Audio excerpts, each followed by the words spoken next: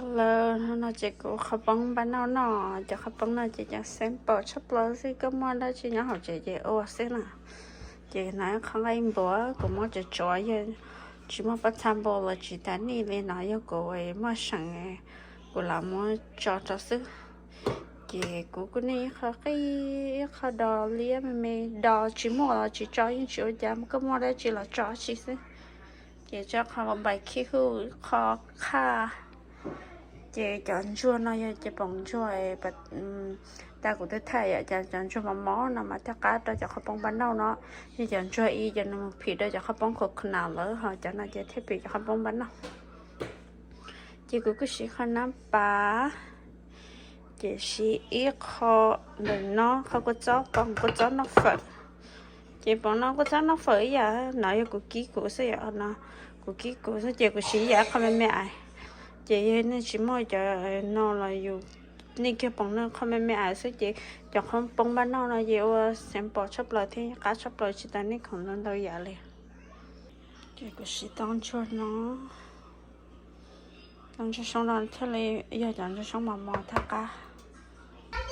chị nó ta cũng chia cho có cho nó mẹ ai cho nó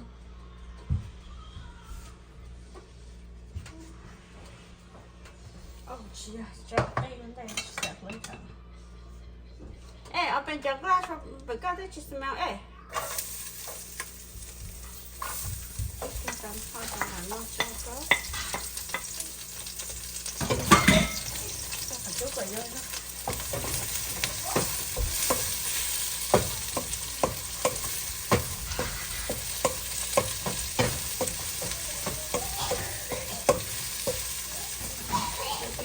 Đa cho cái màu cho cũng sẽ có cho cái gì theo cái khác tôi cho nó chỉ lên nó để cũng muốn online để mà nó bỏ cho họ. How's your first day by the back? Not good. Why? The street is right here. She just goes like this. Hey, Mom. Like no, it's like here. And she passes it. And she's like here. Oh. So like. Hey, Mom. You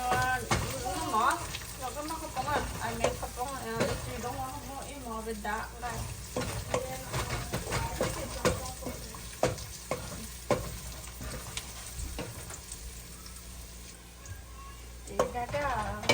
Gió đâu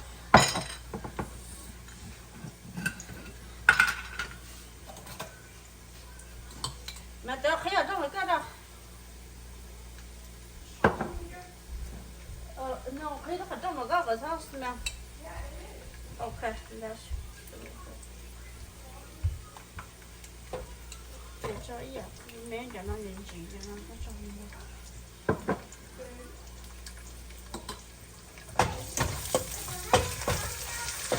mà giờ ít cho cái nó ô tô nó chỉ ô cái chuyện gì nhá nó thấy cái sai cái tạo quá chi nên cho các bác phụ nào mà cái nó ta một cái sai đó thì cho nó mà cái nó ta mà tôi yêu chẳng hay sao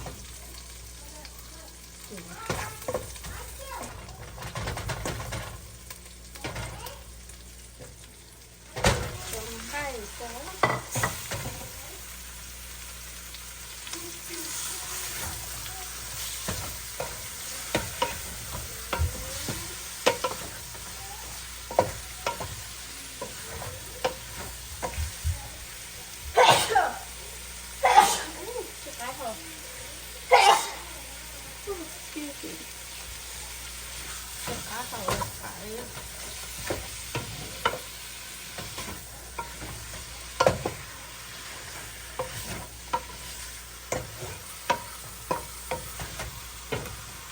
tới lo cho tao tới cái con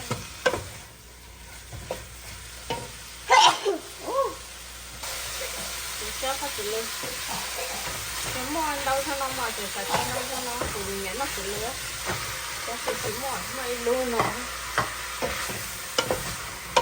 mà chị của mỗi chị của chị cho cùng cũng mua hồi chế thì biết phải mình có lo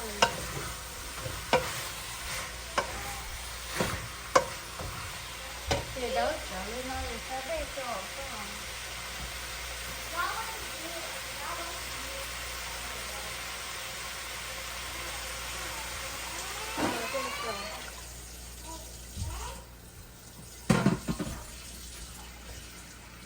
nó cho cái chén cho sống cho lỗ cho đây tại vì cho nó sống nó nên rất là ổn đấy chị thì của nó cho chị mà ở từ bị đâu là cái sân nó của chị của lão cho xe của nó rất là sáng nó sẽ bảo mình trên đó để chống năng cha nhưng bảo ổn cho cháu từ từ chỉ ta bảo ổn cho nó chị rồi cái gì để cái mình cái gì nó sẽ nó cho nhớ nó cho coi hai vị mắm cục nãy để tao cho nó chỉ cho nhớ nó okay go sit down baby okay cho giấy mình chỉ cho phải sát cho báo mà cho đũa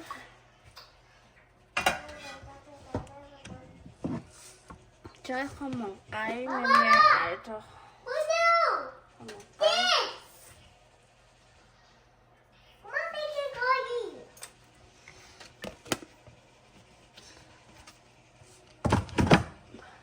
cho nó bà mẹ ăn xíu thế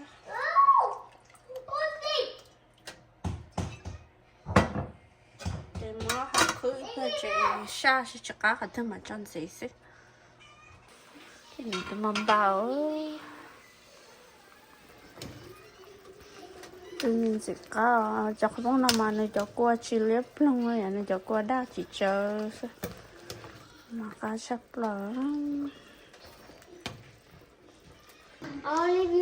tao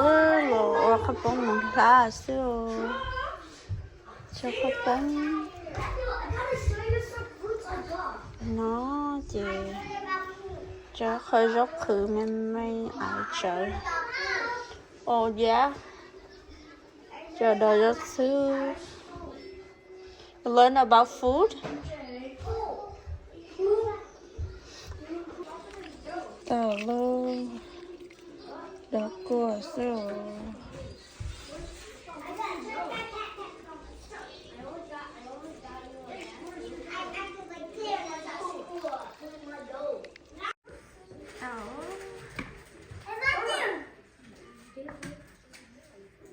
chuyện thay xem trắng xem rồi nó và cái nó kia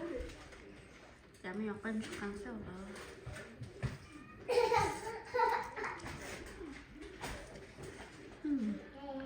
đó có nó đều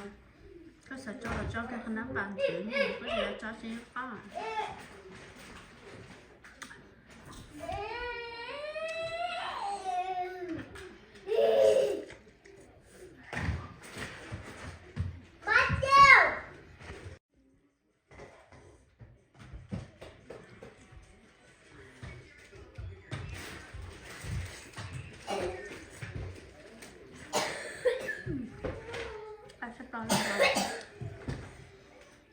đâu tham bác nó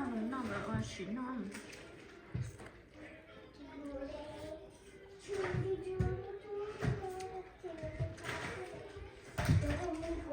nó thì không mai giờ chỉ có ok thôi ạ cho chị đã mình không còn nó chỉ ở đây cho em coconut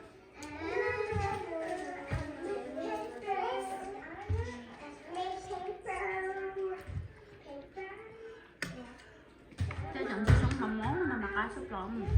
tụi mình nhớ nó chọn sống mắm món mà